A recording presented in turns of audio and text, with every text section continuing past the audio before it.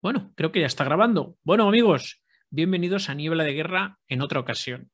Bueno, igual a lo mejor en algún momento igual os perdéis porque estamos tratando de hacer un vídeo y a la vez utilizaremos el audio para un podcast dentro de lo que es Niebla de Guerra.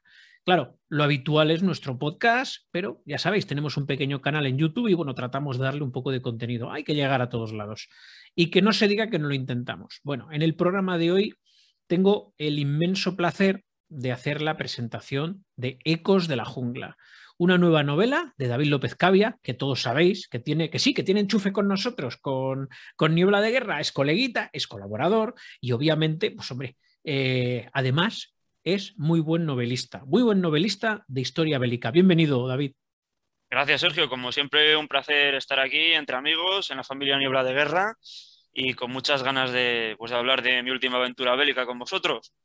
Muy bien, pues entonces mientras os estoy enseñando la cámara, y si no, el que esté dentro del podcast, pues que se busque una fotografía, vamos a estar hablando de Ecos de la Jungla. Así que comenzamos. Y nada, David, vamos a ver, Ecos de la Jungla. Tengo algunas cosas que preguntarte, yo lo estoy saboreando, tengo que decir que bueno, que esta misma mañana, pues bueno, nos hemos tomado un cafecito, nos hemos visto en Burgos y hemos podido coger y hemos podido intercambiar algunas palabras. Sobre todo me ha llegado al corazón esa pregunta que te he dicho, tú cuando escribes un libro, es el libro que a ti te gustaría leer, con lo cual le pones todo el corazón, ¿verdad? Sí, así es. La verdad que hay que buscar las historias que a uno le gustan, que a uno le apasionan, que a uno le vuelven loco, ¿no? Lo que te salga en ese momento del alma, porque así va a salir una historia mucho más, ¿cómo te diría? Más fuerte, más bien, mejor hilvanada, mejor entrelazada, ¿no? Y con una fuerza emocional muchísimo mayor y eso luego se nota, ¿no? Eso luego ya no es solo por satisfacción personal, es que luego cuando tú te vuelcas muchísimo en un libro emocionalmente, pues eso luego también el lector te lo valora, ¿no? Por ejemplo, esto me pasó con el anterior libro que publiqué, con Atrapados en Argen, que probablemente haya sido en el que más me he volcado, ¿no? En ese plano, en el plano emocional, y la gente pues ha quedado muy, muy, muy satisfecha, muy contenta con ese libro, ¿no? Entonces, es fundamental ponerle pasión. Lo que no has podido definir mejor, Sergio. O sea, hacer el libro que a ti te gustaría leer. Claro, es que yo creo que ahí está el secreto. Y además, incluso cuando tienes los conocimientos, porque tú hay que tener en cuenta, nos lo has demostrado muchas veces en Niebla de Guerra, que tienes una serie de conocimientos históricos y entonces yo entiendo que tú cuando haces una novela como Ecos de la Jungla o como las otras, que también las vamos a nombrar ahora a continuación, eh, mm, tú vuelcas esos conocimientos que te sirven como para crear el entorno de esos personajes, ¿no? Claro, claro, esto lo hablaba un día con también colaborador del programa y prologuista mío, Antonio Muñoz Lorente, y me dice, David, dice, porque tú, dice, lo que haces es meter al personaje en la gran historia, ¿no? O sea, tú lo que haces es personalizar dentro de la gran historia. Y claro, yo creo que, claro, tú puedes hacer una novela muy buena, ¿no? A nivel histórico de, ¿cómo te diría? De centrarte en los detalles, ¿no? En qué armamento llevaban, en cómo era la ropa de la época, en cuáles eran los movimientos tácticos, en fin, en la descripción del escenario, ¿no? Pero todo eso, claro, es un elemento muy importante, pero claro, si tú no sabes, o sea, si tú no metes una historia humana entre medias, ¿no? Una historia emocional muy fuerte, unos personajes que enamoren, que metas también a veces sentido del humor, ¿no? Un poco también para no hacerlo tan duro en una novela de guerra. Si tú no metes unas emociones a flor de piel, si tú no haces que los personajes se relacionen bien dentro de ese marco histórico, vas a perder muchísimo a la hora de conectar con el público, a la hora de transmitir y digamos que a la gente se le va a hacer más tostón la novela. Entonces es fundamental, claro, combinar la fuerza de los personajes con la fuerza de unos acontecimientos históricos que son impresionantes y por no decir sobrecogedores.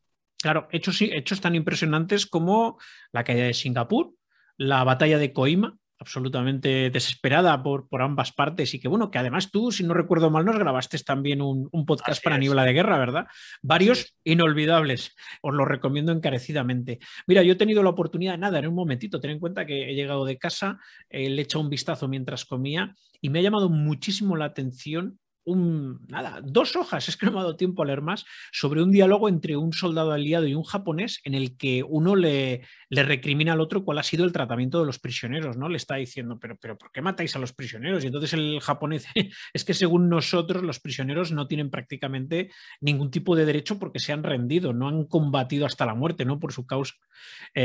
Cosas de estas son las que creo que en este libro nos vas a dejar patente además en esas visiones tan encontradas entre unos y otros, ¿verdad? Claro, claro. Nos encontramos por una parte a los aliados, ¿no? Pues con una, diríamos, un estilo occidental de vida, ¿no? Una filosofía totalmente distinta a la japonesa, ¿no? Diríamos, una forma de entender la vida más próxima a la que tenemos ahora, ¿no? En el mundo occidental.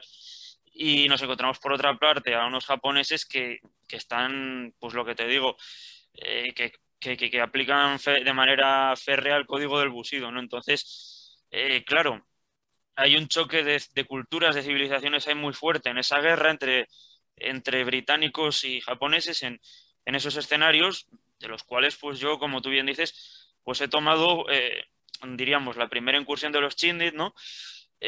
Imagínate, 3.000 hombres que se internan a cientos de kilómetros a través de la jungla en la operación Longcloth en marzo de 1943 y bueno, pues en unas condiciones terribles tienen que llevar a cabo una serie de sabotajes en la Birmania ocupada por los japoneses, ¿no? Eso fue terrible porque alrededor de 800 hombres no pudieron volver, ¿no? Y claro, nuestro protagonista, que es el teniente Sam Locke, pues se va a enfrentar pues a una huida desesperada a través de la selva, ¿no? Ahí tenemos malaria, patrullas japonesas que los están buscando por todo el país, tenemos serpientes venenosas muy peligrosas, tenemos hormigas rojas, hormigas blancas, bueno, perdón, hormigas rojas y hormigas negras que son súper agresivas, tenemos arañas, tenemos escorpiones, en fin, es que ya no solo es el soldado japonés el gran enemigo, es que es la selva, el calor, la deshidratación, la falta de alimento, la dureza del paisaje, ¿no? La humedad, y bueno, y luego también pasamos brevemente por la caída de Singapur, viendo pues uno de los mayores desastres coloniales de los británicos, 75.000 prisioneros nada más y nada menos que cayeron en manos de los japoneses. Vamos a ver pues ese ambiente, ¿no? de hundimiento, ¿no? De la ciudad destrozada, ¿no? De todo yéndose a pique. Y también veremos la batalla de Koima, ¿no? Pues como decía Lord Louis Mountbatten, ¿no? Las Termópilas indo-británicas, Sí, ¿no? sí, sí.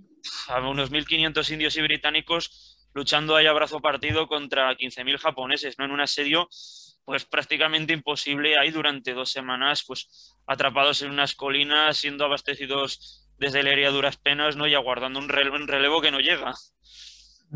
Sí, que digo además que, caray, son unos escenarios dentro de la Segunda Guerra Mundial que la mayor parte de los combatientes, y hablaríamos de combatientes que estuvieron en frío intenso, como serían alemanes o soviéticos en el frente ruso, alemanes, italianos y británicos en el desierto, y luego japoneses, norteamericanos, británicos, bueno, y alguna otra nacionalidad, que a veces se nos olvida que hubo holandeses, que hubo australianos, los ANZAC, etcétera, ¿no? Que hablan de los combates en la selva, ¿no? Ya sea Birmania, ya sea Guadalcanal, ya sea algunas otras islas del Pacífico. Y creo que la mayor parte de los que consiguieron conocer al menos 2 de los frentes dicen que el peor sin duda era la selva. Claro, claro. Precisamente ahora que hablabas, ¿no? De las nacionalidades, de las muchas que lucharon, un apunte, ¿eh? Es el protagonista, ¿no? El protagonista, el teniente Locke, es australiano, ¿no? Uh -huh. Y efectivamente, aquí, pues claro, era una lucha sin cuartel, marcada por el salvajismo. Tú ibas a la campaña de Asia del Pacífico y para un soldado británico, para un soldado indio, para un soldado estadounidense, para un soldado australiano, el mejor japonés era el que estaba muerto, ¿no? Y los japoneses, pues claro, aunque sí que es verdad que tenían miedo a la muerte, pero tenían tan interiorizado el código del Bushido que preferían morir luchando que rendirse, ¿no? Entonces, rara era la vez que se rendía un soldado japonés, ¿no? Y si a todo eso, ¿no? Pues le combinas las peculiaridades del terreno, ¿no?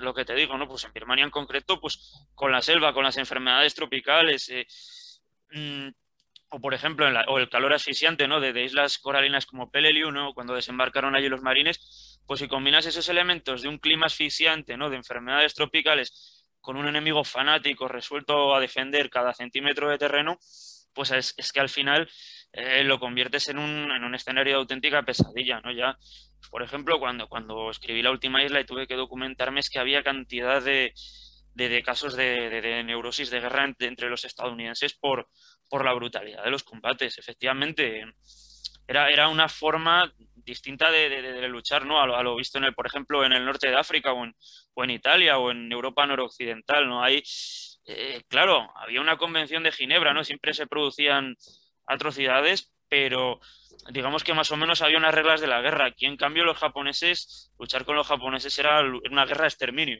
Sí, claro, sí, sí, donde probablemente, bueno, el decir, ese juego a veces de, no sé, no sabría si decir, decir de caballeros, ¿no? Que hubo, bueno, oye, nos rendimos, que ya sabemos todos que claramente que no todos los frentes hubo. De hecho, en el frente del este fue uno de los más salvajes, pero al menos en el frente europeo, en el desierto africano, pues oye, nos rendimos, vale, venga, va, país al campo de prisioneros, etcétera, etcétera, etcétera. Bueno, oye, la Convención de Ginebra más o menos se cumplía y salvo que en el calor del combate alguno te pegara 2 tiros, pues bueno, se suponía que lo único que iba a ocurrir es que ibas a estar en reclusión X tiempo hasta que aquello se acabara, ¿no? Pero sí que es verdad que con los japoneses ellos llevaban la lucha hasta el final. No significa que ellos, muchas veces lo has dejado claro, además en La última isla creo que también lo mencionas, ¿no? De que los soldados japoneses también padecían la malaria, también padecían el hambre, incluso a veces mucho más que los aliados por la falta de capacidad logística que tenía este país. Y bueno, y que sin duda pues es un escenario terrible. Bueno, en Ecos de la Jungla, David, Sí. Ecos de la Jungla, el libro que me has pasado a mí esta mañana y que tiene esta presentación de la que luego hablaremos. Has dicho que es Coima, Singapur, algo más que quieras decir en pro de la novela, obviamente, que sin llegar Sí. a desmontarla, que la gente lo compre y lo disfrute como creo que lo voy a disfrutar yo. Bueno, pues, hombre, sobre todo vamos a sentir el agobio de la jungla, ¿no? Y el hecho de estar ahí atrapados, ¿no? En un infierno verde, de tener que escapar, de tener que atravesar ríos, los japoneses que nos persiguen, o luego estar ahí en un asedio tan agobiante como Koima, ¿no? Y bueno, no solo es la acción, no solo es la batalla, ¿no? Aquí hay dos cuestiones también muy importantes que quiero dar las gracias a Rubén Villamor, que me ha hecho el prólogo y cuya obra pues me ha venido muy bien para documentarlo. Es el trasfondo social, el trasfondo político que había, ¿no? Porque también vamos a pasar en algunos momentos por escenarios de retaguardia como por ejemplo Nueva Delhi o Calcuta, ¿no? Y vamos a ver, claro, por una parte, los efectos de una hambruna terrible en Bengala, en la que les costó la vida a 3 millones de indios. O sea, eso fue un desastre y de lo que han hablado poquísimo los libros de historia, ¿no? Entonces, así es. Pues bueno, vamos a hablar de ello, vamos a ver cuál fue ese drama humano, también se va a ver, ¿no? Porque claro, los aliados tenían una retaguardia complicadísima en la India. Y luego también veremos la lucha por la independencia de la India con figuras como Gandhi, que claro, digamos que la posición británica era muy delicada porque tenían en la frontera a los japoneses amenazando a la India y en la retaguardia tenían cantidad de protestas, cantidad de levantamientos, ¿no? Y bueno, pues tenemos a un Gandhi que proponía, sí, vamos a luchar contra Japón, pero desde la no violencia, ¿no? Entonces, Complicado. claro, eso era muy ingenuo, ¿no? Contra un régimen totalitario como el japonés, pues eso era, bueno, era muy Y ingenuo, ¿no? con el ejército de Chandra Bose Claro, apoyando a los japoneses, que eran todos aquellos británicos, no, indios que se habían rendido y que, bueno, pues les habían dado la oportunidad de enrolarse ¿cómo se llamaba? ¿Te acuerdas del nombre? El Azad Hind. sí, el Ejército Nacional Indio. Exactamente, el Azad Eh, Hind. Claro, ahí también, de hecho también, pues también podremos ver un poco, también hablamos también del Ejército Nacional Indio, ¿no? Y bueno, pues vemos cómo va a ser un escenario, nuestro protagonista, ¿no? Aparte de sus circunstancias, de sus sentimientos personales, del sufrimiento, de las pruebas que tenga que superar, vamos a ver también cómo está inmerso pues en ese marco, ¿no? Complejo porque tienes muchísimos problemas en la retaguardia, es una retaguardia muy, muy incómoda y luego vas a tener un frente pues que es una pesadilla. Entonces, vamos, entre dos Entre dos espadas. fuegos. Entre Sí, dos fuegos. sí. Bueno, y otra cosita, y ya a partir de aquí ya no vamos a hablar mucho más del contenido de la novela, puesto que, bueno, yo creo que lo ideal es que la gente se vaya haciendo con ella. Tenemos una carátula estupenda que es la de Laureano Clavero, ¿no? Ujú. que Sí, alguna vez yo he hablado ya con él a ver si consigo colaborar, pero bueno, él es documentalista, tiene algunas películas, incluso por ejemplo en Amazon tenéis una, la de 1533 kilómetros hasta casa, Los héroes de Miramar, que sí. le he podido ver hasta la mitad aproximadamente y me ha parecido impresionante, y algunos otros trabajos, ¿verdad? ¿De dónde sale la carátula? Sí, bueno, pues esto, pues bueno, yo la verdad que cuando le encargué la portada a Laureano, digo, madre mía, digo, se lo he puesto difícil, ¿no? Digo, a ver dónde consiguen los uniformes de la campaña birmana, digo, a ver dónde encuentra el escenario, a ver cómo trabaja la fotografía, ¿no? Y la verdad que, pues ahí tenemos ahí a dos recreadores magníficos, que son Sergio Vargas y Joan Parés, que han estado sensacionales, ¿no? Y luego pues combinado con lo bien que trabaja la fotografía Laureano, ¿no? Le han metido ahí, pues lo que te digo, ese ambiente agobiante, ¿no? De la selva, Ha del hecho verde, que un gran trabajo, desde luego, ¿eh? claro, claro, que te devora, ¿no? Ahí digamos que hicieron la sesión fotográfica en el cauce de un río y la verdad que lo han hecho francamente bien porque lo que te digo, sientes, o sea, sientes lo que te digo, el agobio, ¿no? La presión de la jungla, y ya no es solo de la propia jungla, ¿no? Da la impresión de que estos dos soldados están solos en la selva y están, pues, en permanente tensión porque puede haber alguna patrulla japonesa por ahí cerca, ¿no? Entonces, la verdad que prueba superada para Laureano con creces, ¿no? Porque él había recreado escenas del frente occidental, ¿no? Pero claro, irse a otro teatro de operaciones como Birmania, pues la verdad que lo ha abordado, lo ha abordado. Mi Ah, felicitación. desde luego la felicitación también de nuestra parte, porque ya te digo que, bueno, la podéis ver, la voy a acercar un poquito más a la cámara, no tenemos la mejor calidad de vídeo del mundo, pero fíjate, es una Sí, sí. maravilla, además, muy bonito, son pues casi 400 páginas de contenido. Luego además tienes otra cosilla que me ha encantado, que es Ah, esto. el marca páginas, sí. El marcapáginas especial de, bueno, del editorial y bueno, de Círculo Rojo con, bueno, con Sí. una fotografía pequeñita. Bueno, lo que más me ha encantado es la dedicatoria, ¿eh? Nada, de nada, Esta más Sergio. luego la otra. Bueno, para los amigos lo mejor siempre. No, pues muchísimas gracias. Una cosa, David. A ver, dónde podemos adquirir Ecos de la Jungla? Pues mira, lo tienes disponible en librerías a Mm. nivel nacional. Lo encargas diciendo que el distribuidor es logista y llega a todos los puntos de España. Lo pueden conseguir también en Amazon, también en libros.cc, o si no, me envían un correo a info@davidlopezcavia.es o contactan conmigo a través de mi web davidlopezcavia.es, cavia con B, lo repito, y ahí pues ya que se pongan en contacto conmigo, me hacen el pago y yo les envío a casa una copia firmada y dedicada. ¿Qué más se puede pedir? A mí me ha costado un viaje a Burgos, pero bueno, no, no lo lamento absolutamente nada, de verdad. Bueno, pues amigos, pues ya sabéis, tenéis aquí un pedazo de libro que forma parte además de una serie, bueno, de más novelas que tienes. Oye, se me ha olvidado una pregunta, perdóname, esto viene Sí, sí. porque esta entrevista ha sido un poco a sotacaballo. ¿Los personajes de Ecos de la Jungla han salido ya en alguna otra de tus novelas? No, no, no, esta es una historia totalmente, totalmente independiente. Así como, por ejemplo, en Indeseables y en Sangre y Fuego en Tobruk sí que hacía un pequeño cruce con los comandos, Me acuerdo que lo comentábamos, sí.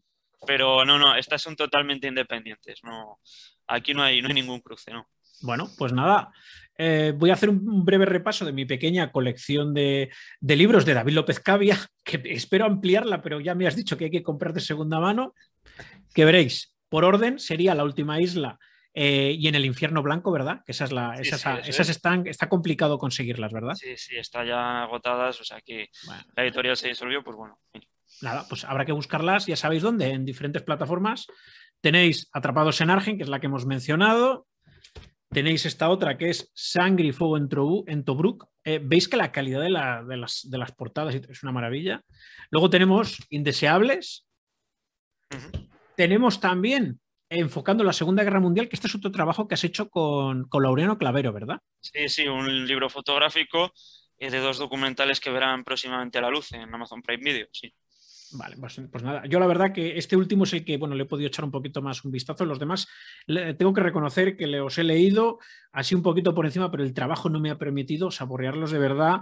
Pero bueno, oye, sí que he leído algún párrafo y de verdad os puedo decir, algún párrafo, no, perdón, algún capítulo y os puedo decir que me ha gustado. Lo que pasa es que esto del podcast, o lees libros y sacas el programa o es muy complicado seguir el ritmo. Pero juro, David, que en Navidad me calzo la colección. No te preocupes, Sergio. No Juro te que me la preocupes. calzo. Este último me llama la atención. Y este sí que le echo un vistazo. Está muy divertido. Bueno, divertido entre comillas, porque hay fotos duras hechas por recreadores, ¿verdad? Sí, sí, ahí contamos con dos asociaciones magníficas que son Airborne Lleida y Fersala y Delbon Cataluña. Y la verdad que son recreadores que se le ocurran muchísimo, que pues controlan cada detalle de la uniformidad. Y bueno, pues si todo esto lo combinas, ¿no?, con la capacidad que tiene Laureano para recrear escenas, pues te queda un libro, pero vamos, extraordinario. O sea, solo con decirte que nos hizo el prólogo el asesor técnico de Salvar al Soldado Ryan, Dale Dye, Caray. pues eso ya fue la verdad que un orgullo y una alegría enorme para nosotros. Ese, Antonio Muñoz Lorente, Rubén Villamor. ¿Y cuál más me dejo? Jesús Perdóname. Hernández. Y Jesús Jesús, Hernández. y Jesús Hernández. Sí. Ya solo eso, si hay gente que en el prólogo te está de alguna manera avalando, ¿qué más se puede pedir de una novela como Ecos de la Jungla, verdad? La verdad que a los historiadores, vamos, les doy las gracias de todo corazón porque siempre te apoyan con todo el entusiasmo y con todo el cariño del mundo. Así Muy que bien. Bueno, gracias a todos. pues nada, David, ahí queda eso. Y nada, amigos, esto ha sido esta pequeña presentación de Ecos de la Jungla. Bueno, que os voy a decir que no dejéis de interesaros por ella.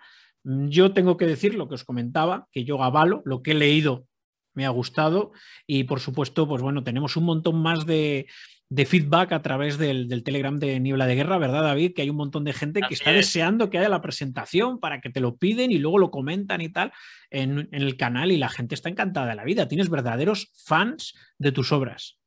Bueno, pues siempre, siempre es una satisfacción ser recibido así. No me puedo quejar de cómo me ha tratado el público. Bueno, tu trabajo lo merece. Y Muchas nada, gracias. amigos, pues nada, muchas gracias, David. Y nada, pues esto ha sido este pequeño programita de Niebla de Guerra, pues para presentaros esta nueva novela, Ecos de la Jungla de David López Cavia. No tardéis en comprarlo y además otra cosa que se me ocurre que puede ser un buen regalo de Navidad, ¿verdad, David? Sí, muchísimas gracias, por supuesto. No lo olvides Yo creo que sí. para estas vacaciones de Navidad que llegan. Muy bien, amigos, pues esto ha sido todo. Ya sabéis, si queréis en Telegram, también podéis, en el Telegram, perdón, de Niebla de Guerra, también podéis interactuar con David, que os puede contestar lo que queráis, que va a atender vuestros pedidos y todo lo que le queráis preguntar, que bueno, es lo bueno que tienen las redes sociales, que podéis ir directamente a la fuente y hablar con él, y no solo en el de Niebla de Guerra, tú también tienes Facebook, ¿verdad? Sí, en Facebook, en Twitter, en fin, a través de mi página web y davidlopezcavia.es Pues nada, y ya sabéis, los pedidos y las consultas aquí al amigo, al que tengo, supuestamente, si sale bien el vídeo, el que tengo a la izquierda de la pantalla. Muchas gracias por estar con nosotros y un fuerte abrazo.